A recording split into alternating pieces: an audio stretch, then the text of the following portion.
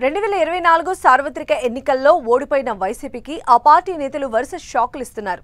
ఇప్పటికే 5 ఎమ్మెల్సీలు ఆ పార్టీకి రాజీనామా చేయగా తాజాగా మరో ఎమ్మెల్సీ వైసీపీకి గుడ్ బై చెప్పారు. మండలి డిప్యూటీ చైర్పర్సన్ అయిన జాకియా ఖాన్ ఫ్యాన్ పార్టీకి గుడ్ బై చెప్పి కమలం గూటికి చేరడం వైసీపీని కలవరపెడుతోంది. జకియా తర్వాత నెక్స్ట్ ఎవరన్న చర్చ కూడా వైసీపీలో అప్పుడే మొదలైందట. అసలు వైసీపీని నేతలు ఎందుకు వీడుతున్నారు? దాని వెనుక గల కారణాలేంటి? జకియా జంప్ వెనుక అసలు ఏం జరిగింది? Watch this story.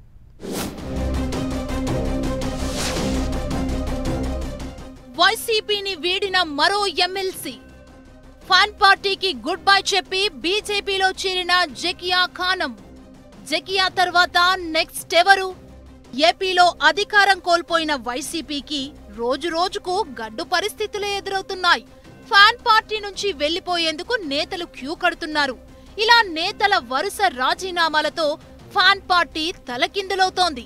వైసీపీతో పాటు శాసన మండలి వైస్ చైర్పర్సన్ పదవికి రాజీనామా చేసిన జకియా ఖానం ఎట్టకేలకు బీజేపీలో చేరిపోయారు. తొలుత ఆమె జనసేనలో చేరుతారని సోషల్ మీడియాలో వార్తలు షికార్లు చేసినా చివరకు జకియా బీజేపీ గూటికే చేరారు.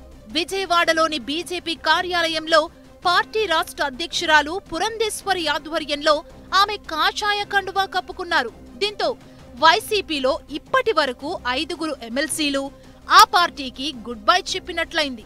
అందులో కర్రి పద్మశ్రీ, పోతుల సునీత, జయమంగళ వెంకటరమణ, బల్లి కళ్యాణ్ చక్రవర్తి, మర్రి రాజశేఖర్ తో పాటు ఇప్పుడు తాజాగా మైనారిటీ మహిళ ఎమ్మెల్సీ జకియా ఖానం చేరారు.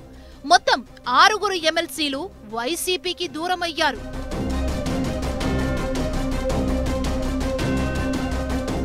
అన్నమయ్య జిల్లా రాయచోటికి చెందిన జకియా ఖానం 2020 జులైలో గవర్నర్ కోటా కింద ఎమ్మెల్సీగా నామినేట్ అయ్యారు. అనంతరం ఆమె శాసన మండలి డిప్యూటీ చైర్పర్సన్ గా కూడా ఎన్నికయ్యారు.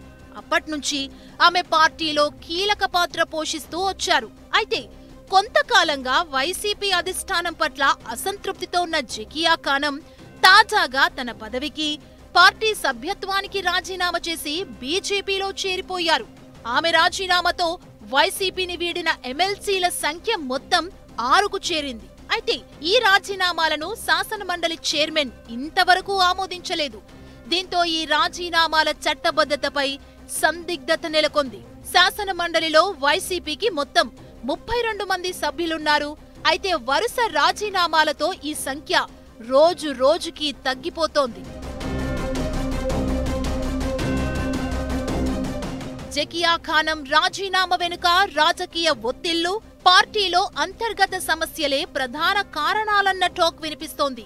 కొన్ని సందర్భాల్లో మాజీ ఎమ్మెల్యే గడికోట శ్రీకాంత్ రెడ్డికి ఎమ్మెల్సీ జకియా ఖానం మధ్య వివాదం సమయంలో నేరుగా జగన్ కల్పించుకొని ఇద్దరికీ సర్ది చెప్పారట.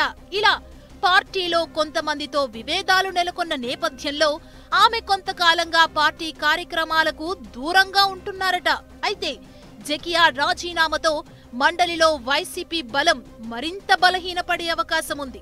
శాసన మండలిలో ఎన్డీఏ కూటమి బలం పెరుగుతున్న నేపథ్యంలో వైసీపీ నుంచి మరిన్ని రాజీనామాలుంటాయన్న ఊహాగానాలు వినిపిస్తున్నాయి. ఇటీవల 5 ఎన్డీఏ అభ్యర్థులు ఎమ్మెల్యే కోటాలో ఎమ్మెల్సీలుగా ఎన్నికయ్యారు. దీంతో మండలిలో కూటమి బలం మరింత పెరిగినట్లయింది.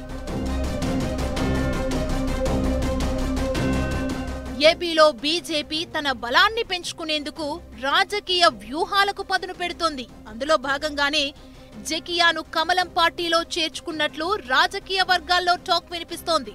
బీజేపీ ముస్లిం వ్యతిరేకి అని చెప్పుకుంటున్న నేతలకు జకియా చేరికతో అలాంటి విమర్శలకు చెక్ పెట్టినట్లే అని ఆ పార్టీ నేతలు భావిస్తున్నారట. అంతేకాదు ముస్లిం నేతలను అక్కున చేర్చుకొని రాష్ట్రంలో పాగా వేసేందుకు పార్టీకి ఇదొక పెద్ద అస్త్రం కాబోతుందన్న చర్చ సైతం ఏపీలో జరుగుతోంది.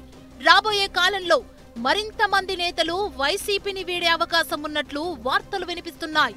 రాబోయే స్థానిక సంస్థల ఎన్నికల్లోపు మరింత మందిని చేర్చుకునేందుకు కూటమి పార్టీలు పావులు కదుపుతున్నాయట. మరి వైసీపీ నుంచి నేతలు చేజారిపోకుండా ఉండేందుకు ఆ పార్టీ అధినేత జగన్ ఎలాంటి చర్యలు తీసుకుంటారనేది ఆసక్తికరంగా మారింది. ఎన్ని కట్టడి చర్యలు చేసినా నేతలు మాత్రం పార్టీ నుంచి జారిపోతుండడం ఆ పార్టీని మరింత టెన్షన్ పెడుతుందట.